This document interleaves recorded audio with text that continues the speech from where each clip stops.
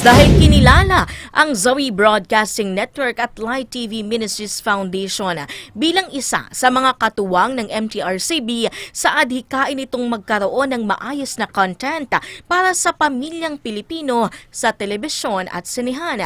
Isa lamang ito sa mga nangyari sa ginanap na gabi ng pasasalamat ng ahensya sa kanilang mga partner media organizations at stakeholders nitong Martes ng gabi. Alamin po natin ang kabuang detalye ng balita kay Miko Agustin. Napuno ng saya at liwanag ang gabi ng pasasalamat ng Movie and Television Review and Classification Board o MTRCB nitong Martes ng gabi, December 3, sa The Elements Eton Centris.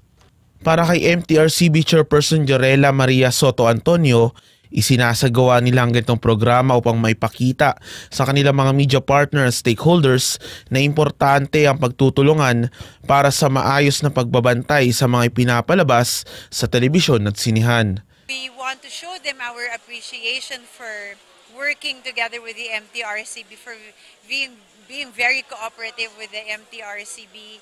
Naniniwala rin umano si Soto sa pagtutulungan ng kanyang ahensya at ng mga media organization upang mapalakas ang regulasyon nito. Kasama pa sa mga nagpaingi ng gabi ang mga pagtatanghal ng ilang mga sikat na singer gaya ni Janine Teñoso, Aisel Santos na kinatang OST ng kanyang Metro Manila Film Festival entry na Himala at ni MTRCB board member Luke Mijares. Ibinahagi rin ng MTRCB kung bakit nila ginagabayan ng mga palabas sa telebisyon at sine at kaunting proseso kung paano ang kinakaharap ng ilang lumalabag dito. Ipinaliwanag naman ni actor at director Coco Martin ang kahalagahan ng ahensya pati na kung paano nila gabayan ng palabas sa tamang direksyon na angkop sa bawat Pilipino. Nandyan po ang MTRCB para gabayan kaming lahat. Tayong mga taga-produksyon, para makapagbigay ng angkop at ligtas na palabas para sa ating mga manonood.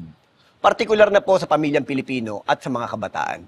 Samantala, ilan sa mga kinilala ng MTRCB ang Zoe Broadcasting Network at Light TV Ministries Foundation bilang kaisa sa mga adhikain ng ahensya at sa mga kontribusyon nito sa industriya ng pelikula at telebisyon.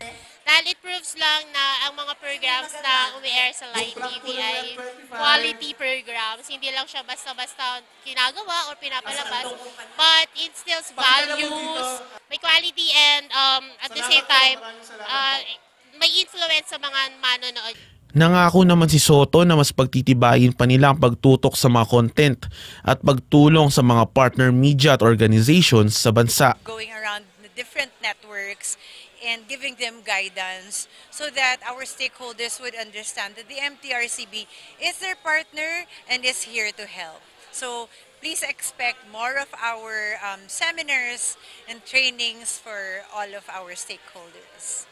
Miko Agustin, Newslight.